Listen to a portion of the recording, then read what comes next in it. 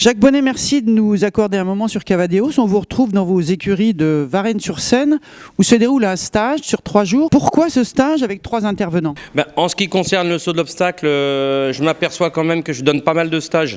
Et on passe beaucoup de temps au niveau de la respiration, au niveau du mental, beaucoup de problèmes de dressage. Et finalement, au bout du compte, ma partie, je n'y passe pas assez de temps. Donc c'est la raison pour laquelle j'ai fait venir ces 2 intervenants pour essayer d'être complet dans ces choses-là.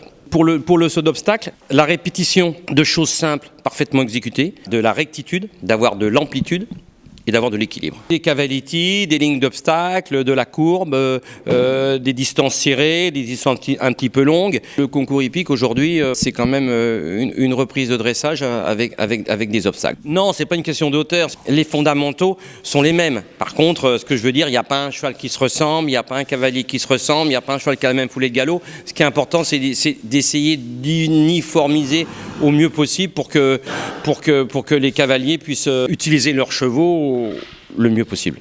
Karine Camboulive, rappelez-nous brièvement quel est l'objectif général de la préparation mentale. Pour utiliser une métaphore, je dirais que l'objectif de la préparation mentale, c'est de faire un copier-coller avec les compétences que l'on a à l'entraînement, compétences techniques et mentales, et d'amener le sportif à pouvoir retrouver ses compétences techniques et mentales en compétition.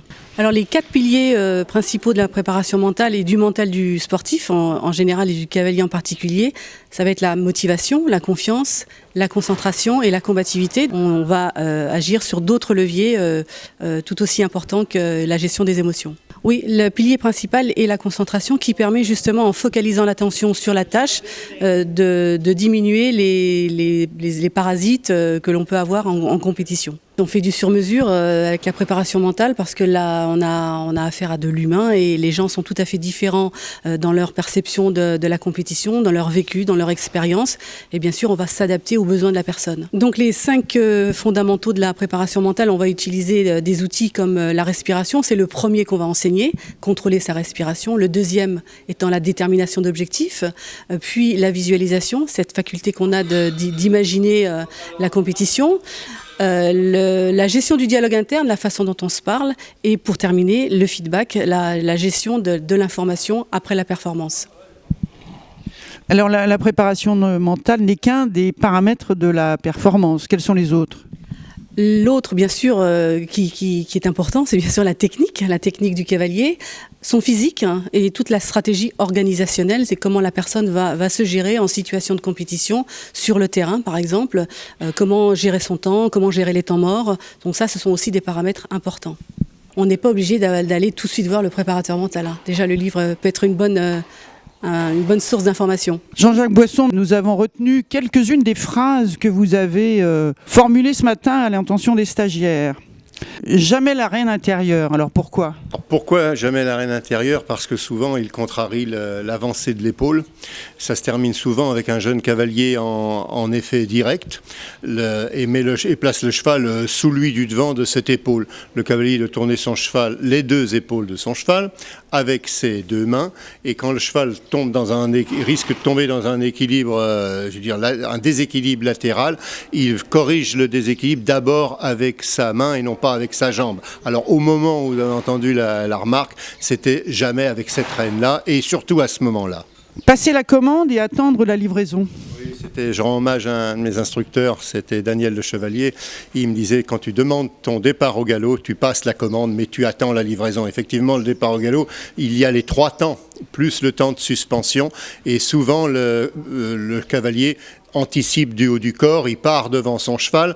La première foulée de galop n'est pas terminée, que l'équilibre est déjà défectueux. Enveloppé avec le bas de la jambe comme une seconde sangle. Le cheval, il réagit souvent par la fuite et le cheval se sent dans le couloir des aides, puisque j'ai rappelé que c'était 2 droites qui partent de l'anneau du mort, des mains, nos hanches et les hanches du cheval. Le bas de jambe confirme comme une seconde sangle pour envelopper le cheval. Le cheval, s'il sent un vide entre son corps et la botte du cavalier peut se promener latéralement. Quand on enveloppe le cheval, on est plus près, et puis vous connaissez ensuite ce qu'on appelle le souffle de la botte, c'est que la botte n'est pas très loin. La plante du pied sur l'étrier à plat comme un niveau à bulle. Alors c'est sur la volte, c'est lorsque le cheval tourne, j'ai demandé au cavalier de vérifier à ce que leur équilibre du cheval ne soit pas en train de décrire un cône, c'est-à-dire de leur bombe jusqu'au sol, mais de rester en train de décrire un cylindre quand il tourne. Et dans les observables, pour parler pédagogie moderne, le cavalier a ce repère-là. Est-ce que quand je tourne, mes deux semelles d'étrier sont bien à la même hauteur, où mon cheval s'est incliné et je sens que mon étrier intérieur est plus bas. C'est un des repères que le jeune cavalier peut compenser. Le pas doit devenir du trot. Le cavalier sollicite son cheval, il donne un petit coup de talon, il sent que le cheval se tonifie, et puis il passe en avant et le cavalier le suit. Généreusement, il peut même passer devant, comme on dit. Et alors que le pas, il reste sur ses quatre membres, c'est une allure marchée à quatre temps, et il nourrit de l'impulsion par les hanches, et ce qui est au pas est en train de devenir du trot. Quand le trot satisfait, ce sera satisfaisant pour l'équilibre et la mise en main, il partira au trot enlevé. Le dressage du cheval à la rectitude. Son équilibre, sa disponibilité pour les transitions passe par cette rectitude. On peut sortir des grandes phrases, la rectitude, la pierre angulaire de la légèreté, vous l'avez appris aussi pendant votre cours d'instructeur.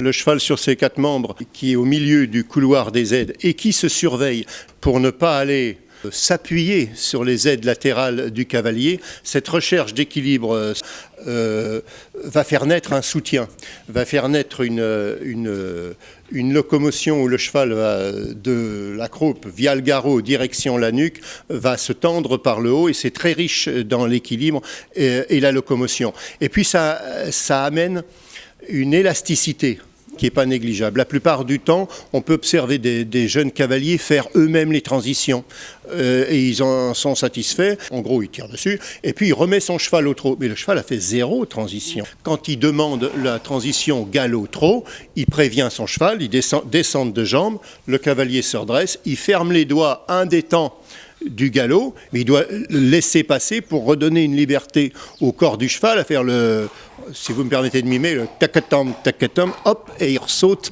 en flottant la ligne du dessus dans son trot.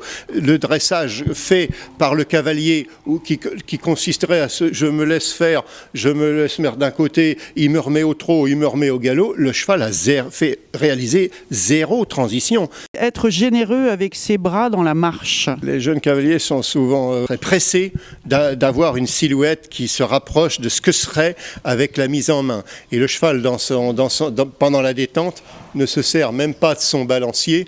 Alors, ne laisse pas le temps au cheval de donner le fruit de ce qui se passe sous la selle, de son dos. Et ils ont les doigts qui ne tiennent pas assez les rênes, d'ailleurs, avec la pince, mais qu'au moins dans les bras, ils puissent suivre le balancier, le mouvement de l'encolure au pas. Souvent, quand les cavaliers sont un peu penchés en avant, c'est eux qui portent leurs bras. Le bras ne retraduit pas l'élasticité de l'encolure. Avoir une figure d'avance. C'est Patrick Leroland qui nous faisait travailler il y a quelques années et qui me disait, si tu vas te laisser embobiner par ton cheval, si tu te laisses aller là où l'équilibre de ton cheval va te promener, il faut que tu aies au moins une figure d'avance pour dire je trotte de là à là-bas, là je ferai une volte, là je m'arrête, je ferai un arrêt, l'allongement sera d'ici à là, et d'avoir toujours des repères, parce que le cheval se sent conduit.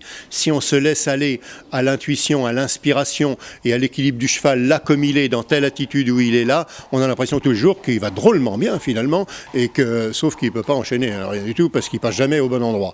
Donc de s'obliger d'avoir cette rigueur, de dire est-ce que je suis capable, est-ce que de me donner une figure d'avance quand je travaille mon cheval. On croit que c'est une fois qu'il est dressé, mais c'est une forme d'éducation au dressage que de s'imposer une figure d'avance. Le cheval répond à la jambe descendue et non pas à l'éperon. Aujourd'hui, il existe des bottes souples. Il s'agissait aujourd'hui des cavaliers de saut d'obstacle. Ils peuvent avoir la coquetterie de chausser trop en bout de pied et de donner au doigt de pied une articulation qui ne fera pas le travail de la cheville. Lorsque le cavalier mettra sa jambe pour solliciter son cheval, sans s'en rendre compte, il va le blaser au jour le jour et il sera obligé de remonter le talon, d'aller jusqu'à l'éperon, et le cheval n'est pas devant la jambe. C'est une réponse d'impulsion qui est artificielle. C'est le toucher de l'éperon qu'il pousse 2-3 foulées, le cheval, et puis plus rien. Il doit demander, la jambe doit être descendue, et elle agit en cintrant pour dire au cheval, vas-y, c'est à toi, je te laisse passer devant au prorata de ce que je te demande avec ma jambe. Mais ma jambe, elle est descendue, elle ne s'adresse pas au cheval avec une agression, d'abord par l'éperon. L'éperon est en surveillance. L'importance du tracé sur lequel vous avez beaucoup insisté. Alors je ne sais pas si c'est une mauvaise interprétation chez nous en France, mais quand on dit regardez où vous allez, la plupart des cavaliers s'imaginent déjà à l'autre bout du parcours, à l'autre bout de la reprise. Et ils négligent totalement la foulée présente, où ils se placent à gauche ou à droite de leurs chevaux.